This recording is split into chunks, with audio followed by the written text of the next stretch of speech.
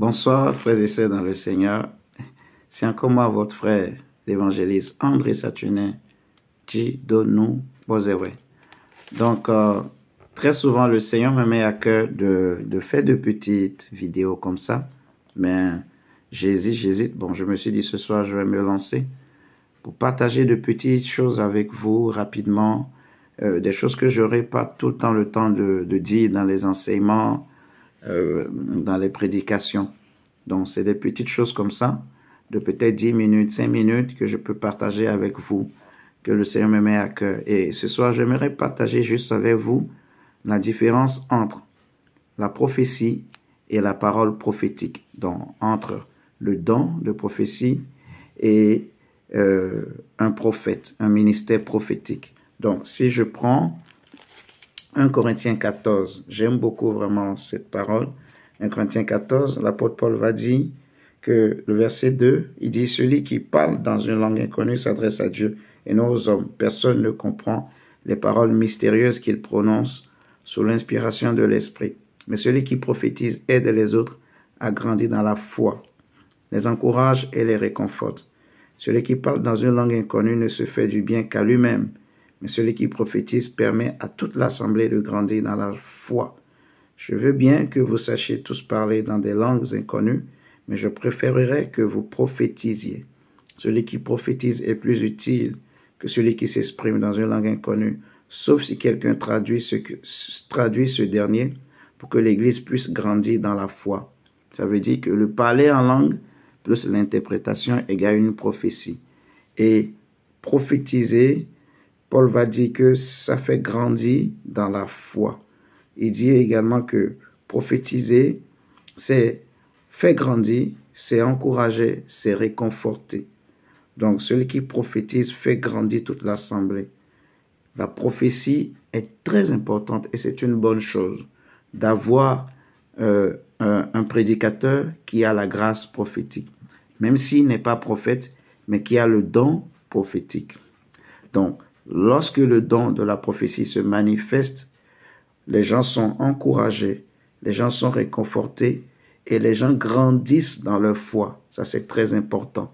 C'est très important, en fait. Et c'est des grâces, c'est des dons qui doivent se manifester beaucoup plus dans les assemblées. Le Dieu que nous prions est un Dieu des prophètes, c'est le Dieu des esprits des prophètes. C'est la base. Quand on dit l'esprit prophétique, il ne faut pas imaginer que c'est seulement les prophètes. Non, tous les ministères de la Bible doivent travailler avec l'esprit prophétique. C'est l'esprit de Dieu, en fait. C'est l'esprit qu'on appelle également l'esprit d'Élie. Et le ministère prophétique, c'est quoi la différence? Avant de vous expliquer ça, je vais lire une autre partie du chapitre 14 de 1 Corinthiens. Paul dit, « Ainsi les paroles en langue inconnue ». Je lis à partir du verset 22, bien sûr, excusez-moi. « Les paroles en langue inconnue sont un signe de Dieu, non pour les croyants, mais ceux qui ne croient pas. Les prophéties, elles, sont un signe non pour les incroyants, mais pour ceux qui croient. En effet, imaginez que l'Église se réunisse tout entière et que tous parlent en des langues inconnues. Si des personnes non averties ou des incroyants surviennent, ne diront-ils pas que vous avez perdu la raison? Si au contraire tous prophétisent et qu'il entre un visiteur incroyant ou un homme quelconque, ne se trouvera-t-il pas repris par tous et exposé au jugement de tous? Les secrets de son cœur seront mis à nu, alors il tombera sur sa face en adorant Dieu et s'écriera « Certainement Dieu est présent au milieu de vous ». J'aime beaucoup également cette partie, pour la simple raison que l'apôtre Paul dit que si tous parlent en langue et que des gens viennent au milieu de vous, ils diront que vous êtes des fous, vous êtes en train de distraire les gens parce qu'ils ne comprennent pas, ils ne comprendront pas ce que vous êtes en train de dire. Mais si tous prophétisent, si la grâce prophétique est en train de se manifester, le point culminant, l'un des avantages ou un autre avantage de la grâce prophétique, Paul va dire que les secrets des cœurs sont dévoilés. Ça veut dire que là où l'esprit prophétique agit, les secrets des cœurs sont dévoilés. Quelle est la différence entre le don de la prophétie et le ministère prophétique? Le don de la prophétie, c'est que c'est l'esprit qui vient sur quelqu'un et la personne est poussée par le Saint-Esprit et il dit des choses. Il va annoncer des choses, il va dévoiler des choses. Même quand le don de la parole de connaissance se manifeste, c'est l'esprit prophétique toujours. C'est la grâce prophétique. Dieu peut révéler des choses qui se sont passées, des choses du passé, afin de traiter, de résoudre des problèmes. C'est toujours la grâce prophétique, parce que l'esprit prophétique touche le passé, le présent et le futur. Maintenant, le ministère prophétique, comment ça se manifeste? Le ministère prophétique, l'esprit ne viendra pas sur la personne et il va être poussé, il parle. Non. C'est que l'esprit est tout le temps sur la personne. Donc, un ministère prophétique, même quand il prêche, vous allez voir qu'à la fin, ces enseignements, vous aurez l'impression que c'est comme si on lui a raconté votre vie.